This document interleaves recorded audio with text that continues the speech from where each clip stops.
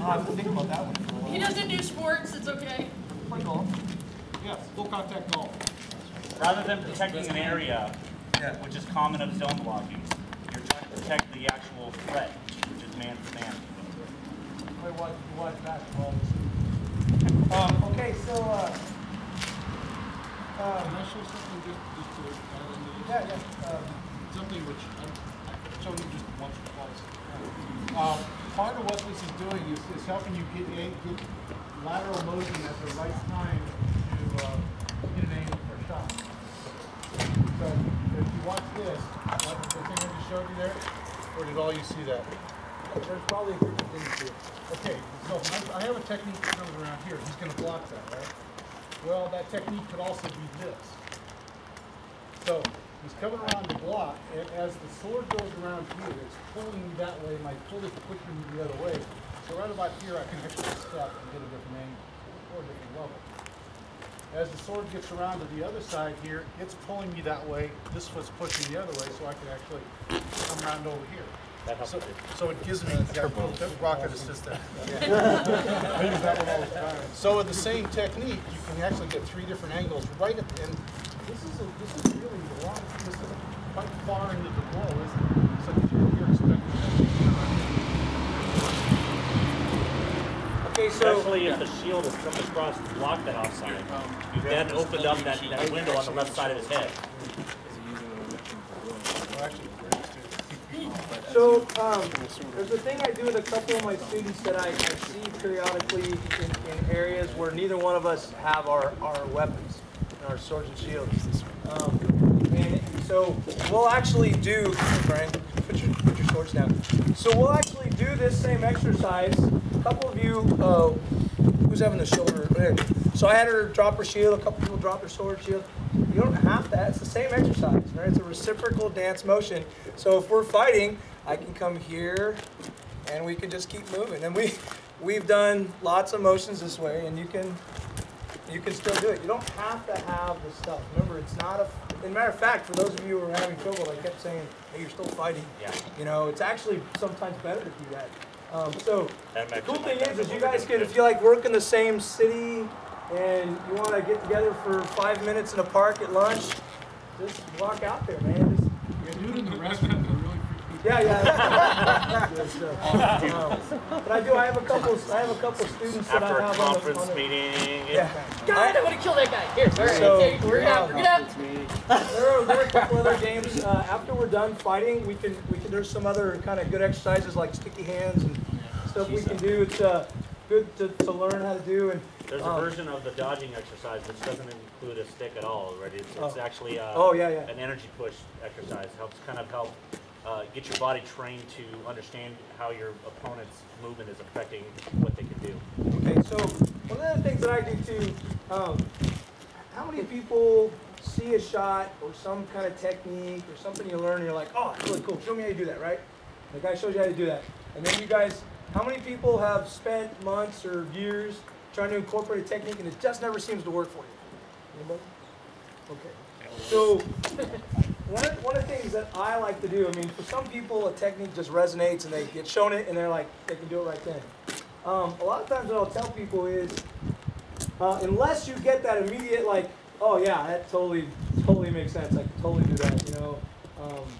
And that'll happen when we're out here. I mean, I'll be fighting you or Brian or somebody will be fighting and we'll say, hey, you'll go, how do you do that? I'll show you and be like, oh yeah, okay, I got it.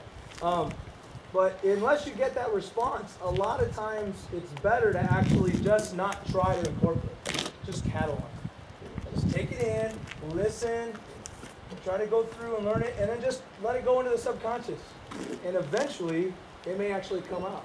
And that's happened to me more than once. And so, I call it loading the battle computer. Yeah. I have a steel trap, right? It's just getting it out of there. So, these two exercises right here, I actually, is like Brian did, it's like, to me, you're loading the BIOS with these two exercises. All right? So every time you boot up the computer, these two exercises are that what's in there as a basis for movement, for flow, for perception, all those things we talked about that will come out when you're fighting. And then as you start to incorporate different techniques, that we've talked about or that other people show you, they will go out. Now, I'm not expecting, nor do I do all the time, all of you to go out there and start being these punch block fighters. That's not what I'm doing. The reason we do that is just helps to create that reciprocal flow of the dance. When I talked to the people down there, what I said was, you know, you really need you're learning to adjust and to flow with your partner as they're coming forward. And so he was constantly having to pause. He had to pause and wait for his opponent to get there, then he could pick it up again. And that's because he was going a little bit too fast. This is also something to help you work on the various individual mechanics that make up, you know, the movement as a whole. So your footwork, right? How I was talking with Athos, how you're landing your feet. Are you on your heels or on the balls of your toes or on the balls of your feet, right? All these are important in order to make the whole picture of your fight more successful, right? How you're delivering the blow. Are you just throwing the sword out there, or are you actually delivering it from the body, from the core to deliver power when you do speed up, right? All these things are things that you should be thinking about. It's another reason why we go slow. And you shouldn't be afraid to stop the fight, recheck, go through your mental checklist of the things you're working on, and then go again. Following the thing, you learn how to do this dance. Just play over, keep the rhythm, keep the same speed, alternate, move with it. It becomes sort of like, remember when you learned the ABCs way back when, that little tune we all learned? It's easier to learn when you have something to put it on. And this becomes the tune in the background, and the techniques become the letters that you learn in. So the two of us can be doing the same slower, and I can be working on making sure my feet come down on the ball of my feet, and he can be making sure that his sword comes back far enough to get a good swing on the next time. We're both working on different things for doing the same exercise. Don't believe what he says. It's all magic. Yeah. Okay. I need to find the wizard. So again, this is don't. What I want to get away from is don't feel like, okay, this is not what I do when I fight, because it doesn't matter.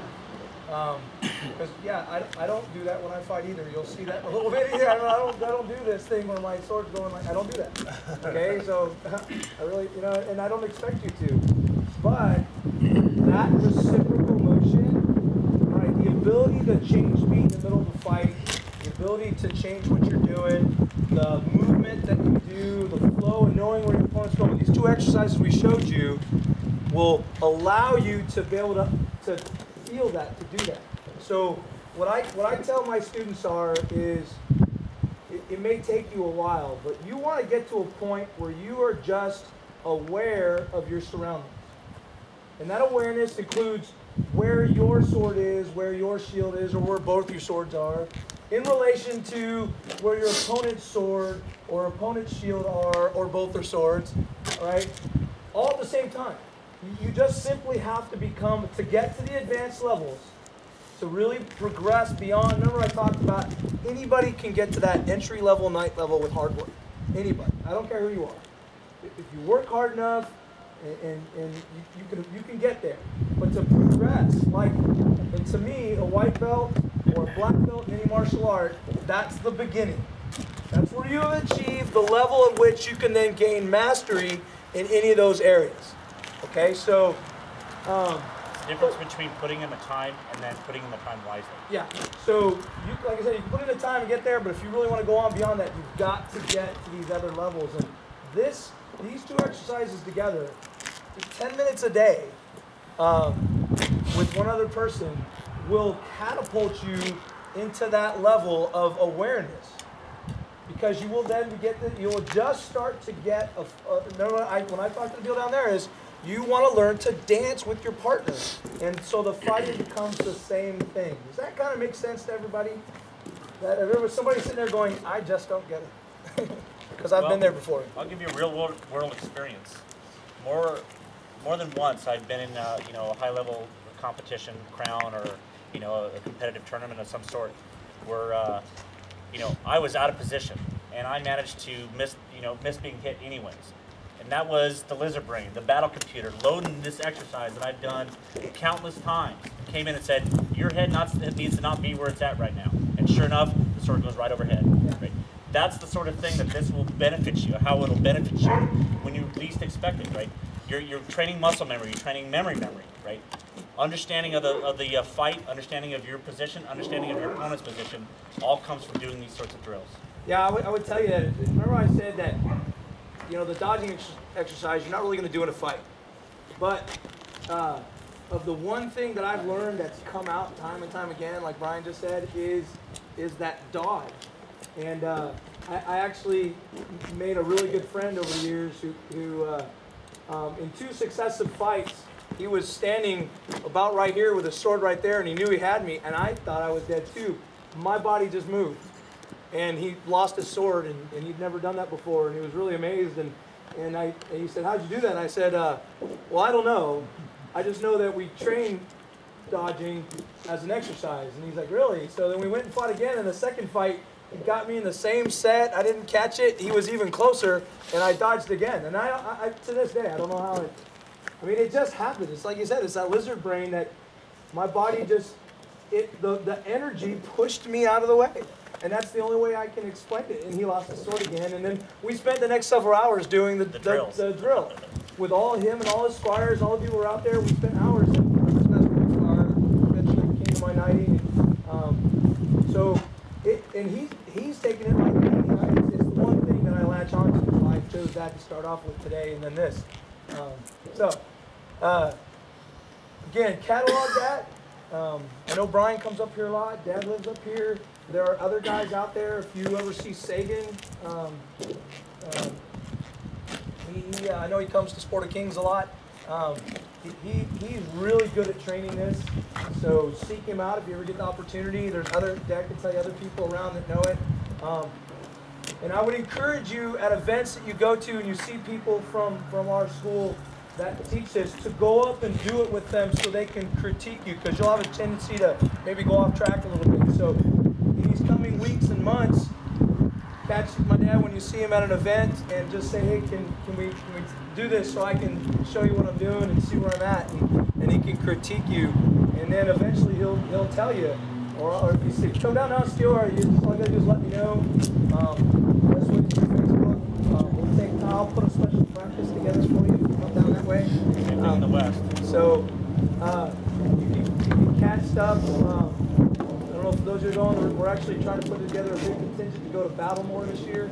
So so if people are going to come out that way, you let me know, and we'll find a time to put a class together, and we'll do whatever we want. You guys, we'll do whatever you want. So. And similarly too.